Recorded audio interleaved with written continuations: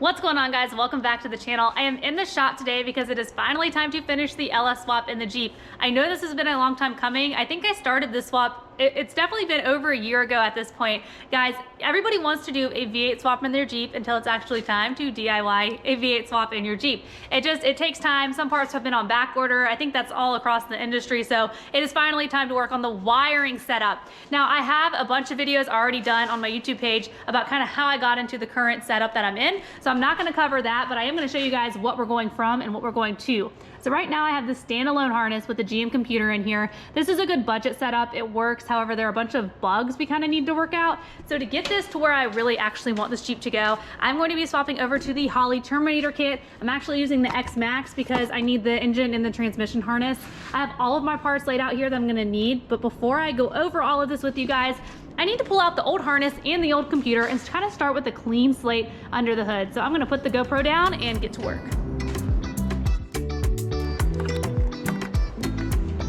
I'm gonna finish unplugging everything over here, then we're gonna lift the Jeep up and get the trans harness off and everything on the block. It's crazy because it's so much easier unplugging all of these sensors than it is like actually getting everything on.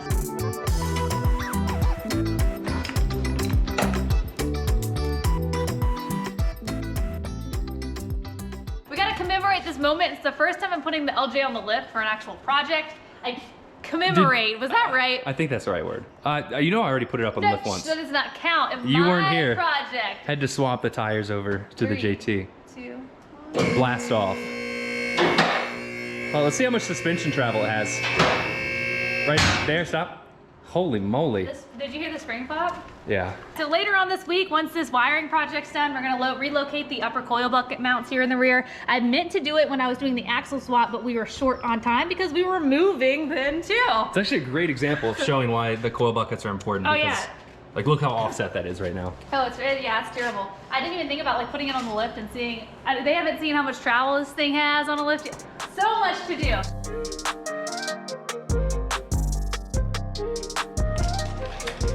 All right, I got the old harness out, got the old computer out, so I have a nice clean slate inside here. However, a lot of people have been asking why I'm switching from this to the Holley Terminator kit. Let's get both of these laid out side by side and take a look at the differences.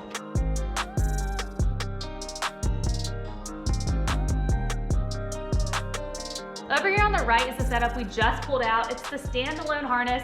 You know, it got us running, it got us driving, but there were still a lot of bugs to work out. And those bugs could have been fixed in the tuning, but that just means more money and more time on this setup.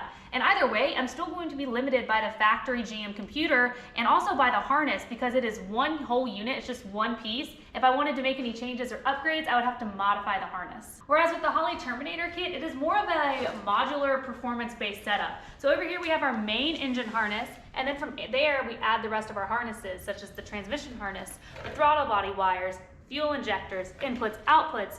Basically, if I want to make any changes to my setup or add a turbo, a supercharger, or add nitrous, I can add on to what I already have. And the potential, it's almost kind of unlimited because I'm not limited by the factory GM computer. And Holley does that with their own aftermarket ECU, the Terminator. Luckily, the Terminator is pretty easy to install. We're gonna have to make some connections later down the road, but the first step is going to be grabbing the harness, grabbing the instruction manual, and laying this out and just starting to plug things in one by one.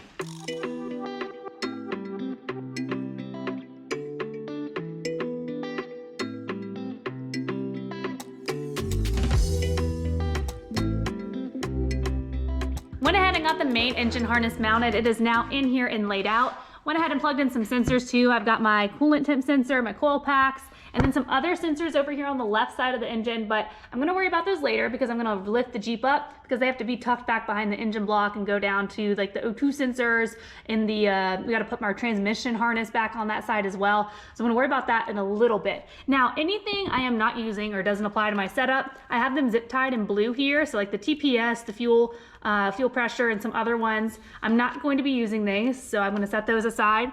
Anything in yellow, I kind of have like as a reminder, I need to come back later. So the air intake temp, I'm gonna have to modify this a little bit to get it to plug in. So I'm gonna come back to that. Now, before I laid this out, I had to figure out where I'm going to actually put the Terminator. Now this is a Jeep, it is not a race car. If this was a race car, I could put it on the passenger side floorboard, I could put it on the dash, I could probably put it underneath here, put it like in the engine bay somewhere. But since I'm more than likely going to be getting this thing wet, it's going to be going through creeks, rivers, it's going to get muddy. I don't want the computer sitting too low. So what I decided to do was put it over here under the steering wheel. I'm going to modify this part of the dash, cut it out, and then I have my Terminator right here inside. Now to do this, we did have to make a hole in the firewall larger. And now that that's out of the way, I can move on to adding to it or putting all my other harnesses on.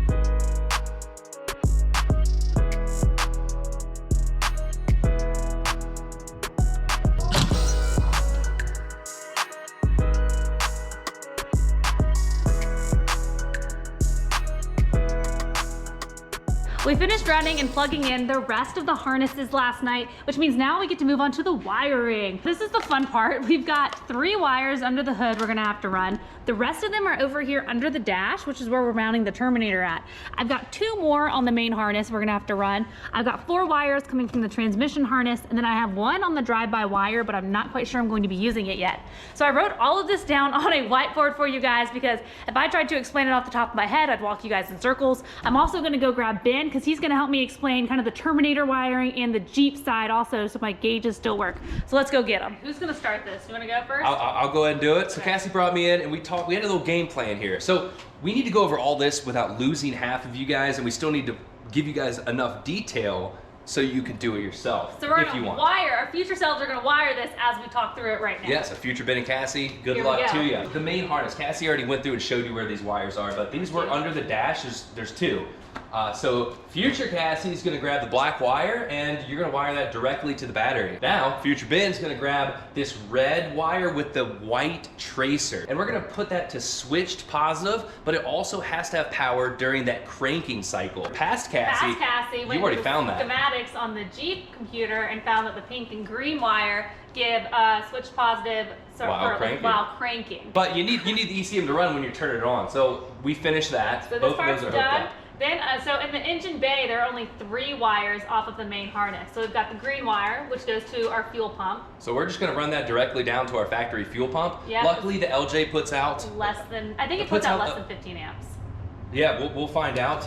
I was going for fuel pressure, but that too. Okay, so sorry. like on older Jeeps, you are gonna have to modify your fuel pump or put a new fuel pump in, because these LS swaps need 60 PSI. Luckily, 2005 and newer Jeeps put out like 58, which is good. But like you were saying, the 15 amps, the Holley built in, like the relay in there to power the fuel pump, is rated at 15 amps. So if our factory pump is more than 15 amps, we're gonna have to put that on a relay. Next we've got the red, which is just a positive direct to the battery. And then the blue wire with the white tracer, that's gonna hook up to our TAC emulator to make our TAC work. We're gonna worry about that later. Then, future Cassie's going under the dash for the trans harness. She grabs the red wire and she brings that over to a positive source. You could do it to your battery, your cigarette lighter, any positive source. Doesn't really matter as long as it's clean. Black's gonna go to a ground. Next we've got gray, which is gonna be our 12 volt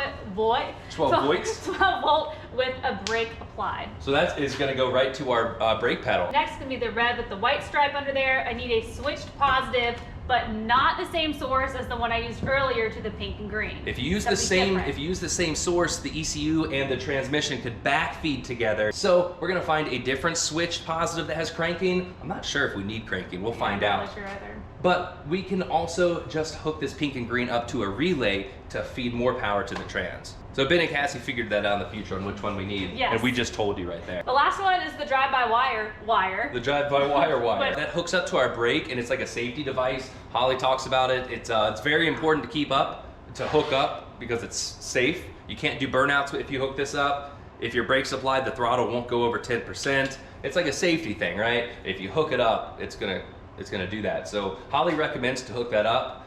We're gonna do that later.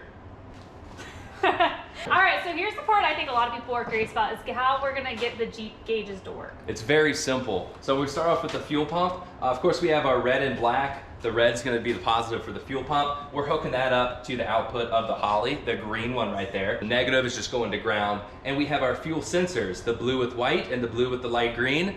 Those are just going right back up to the wires that we didn't cut from the Jeep computer. So that's simple. That's pretty much as factory. Reverse lights, we're gonna do that probably in another video because we have to tie in the Jeep reverse lights to the Chevy 4L60 transmission park sensor.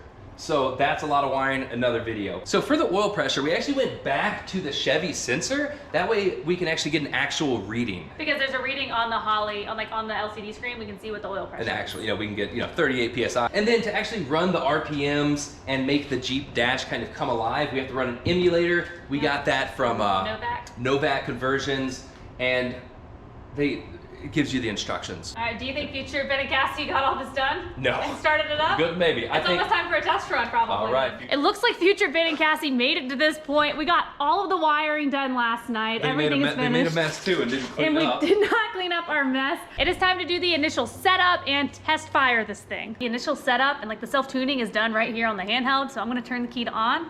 We're just gonna run through it. With it. GCF Wizard. You can do cubic inches or liters. So we're gonna do 5 point. Whoa. Whoa. Whoa, that is a lot there. You want to throw a 32.8 liter in this bad boy? Yeah. Oh man. Camshaft. So the cams, we got a below 235. So we have the 4L60E, but it has 2 options on here. One for second gear at 1.75 and the other at 1.63. We're gonna go with the 1.63. I think. We're gonna go with that one. We can change it later. Tire diameter. Tire diameter. Got some 42s on here. Just kidding. Click start. And then it's gonna load. So this is where it loads it to the Terminator. Fuel pump kicked on. The fuel pump kicked on for 5 seconds. So that was supposed to happen. So when you do that, your fuel pump you should hear it try to run for 5 seconds, and we did.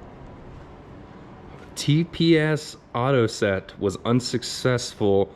Person pressing was way too slow. We're ready for a test fire. Ben is opening the door. I've got my fire extinguisher here just in case something goes wrong. Let's start her up.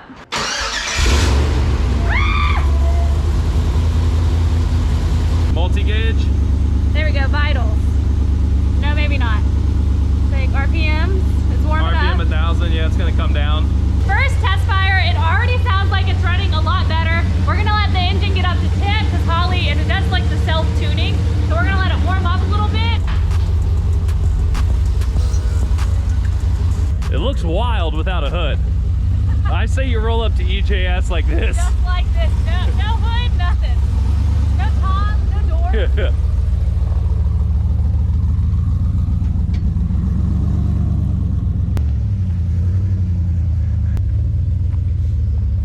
She drives, she shifts into second. Looks like reverse worked, yep. The brakes are working, everything's working. It looked good. Does it feel, I mean, I guess you didn't really go fast. Oh, it feels good. Does it? It's a good feeling. I cannot believe we got the wiring and the test fire done all in one video. It took us about 3 days to do from start to finish. It wasn't that bad. It was definitely easier than doing the standalone harness with the GM computer. The Holley Terminator is a couple $100 more, but definitely worth it. Now, another cool thing about it is that it is self-tuning, but you can also plug your laptop in and customize your tune to whatever your setup is or the specs that you want.